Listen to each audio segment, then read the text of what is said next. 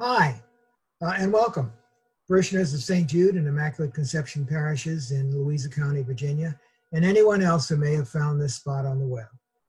I'm Dr. Larry Cavanaugh, and I want to give a very quick introduction to the Adult Enrichment Program, which our parishes are offering on the subject of apparitions of Mary. Did you know that during the last 100 years or so, more than 1,000 apparitions of the Blessed Mother have been claimed by somebody or other and have been investigated by the Vatican or by individual bishops? Regrettably, the majority of these will never be verified. Some of them are just imaginary. Some of them are merely con games to make money.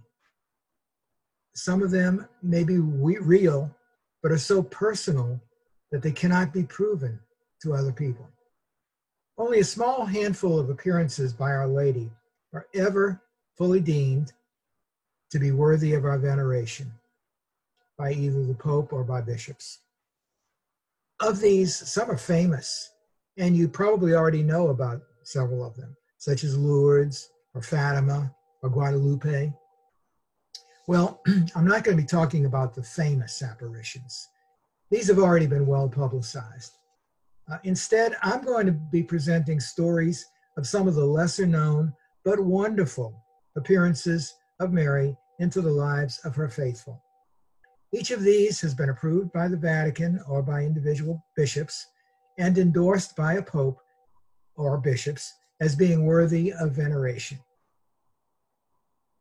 By the way, it is not a law in the Catholic Church that Catholics must believe in the approved apparitions of the Virgin Mary. Instead, these endorsements of these apparitions have been made by the bishops or the popes as a statement that the circumstances surrounding an apparition, a claimed apparition, have no conflict with Catholic doctrine and are worthy of our attention and veneration. If you choose not to believe in them, it's okay, but you really should check them out. I'll be presenting first, and I better move aside a little bit here, the story of Our Lady of Einsiedeln, or Einsiedeln. This is a place in Switzerland that was the site of a hermitage in which Saint Meinrad resided. Saint Meinrad was a Benedictine monk who lived about 150 years after Saint Benedict. And he was known famously for his hospitality to strangers. That is one of the rules of Benedict.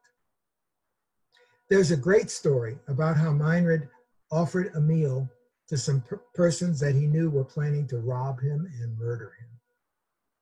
The statue of Mary and baby Jesus that he had in his chapel, which is a replica of which I have in the background, is now known over Switzerland and many parts of Germany as the Black Madonna of Einsiedeln.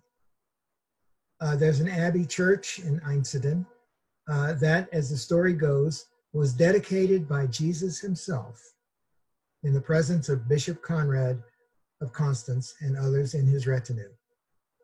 Here in the United States, in southern Indiana, in St. Meinrad, Indiana, the modern Archabbey of St. Meinrad, Benedictine of course, has dedicated its main church to Our Lady of Einsiedeln.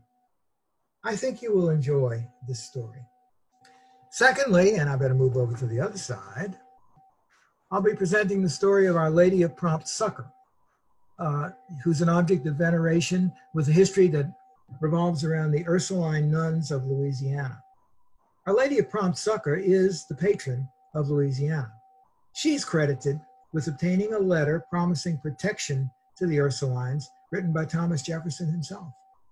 She's credited also with helping Andrew Jackson win the Battle of New Orleans, even though he was heavily outnumbered by the British troops. It was in 1815. If you live in Louisiana, she's the one that you pray to for protection from hurricanes. There are many schools named after Our Lady of Prompt Succor. And if you're wondering how we came up with a name like Prompt Succor, I will explain that in my talk. Interestingly, it also relates to the name of a major hospital in Richmond, Virginia. Finally, I'll be talking about Our Lady of Kibeho. This is an appearance by the Blessed Virgin only about 30 years or so ago to some children in Africa, in Rwanda.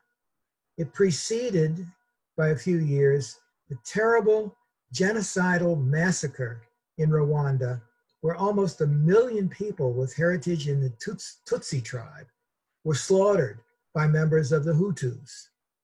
The story about this appearance of the Virgin is a message to pray a very special version of the Rosary called the Seven Sorrows Rosary. This Rosary has 7 decades, but each decade has 7, not 10, Hail Marys.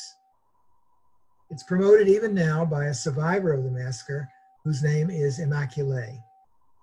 There's a sadness to this story, but also a joy in the survival. All of this is going to be presented in the form of a class at St. Jude's,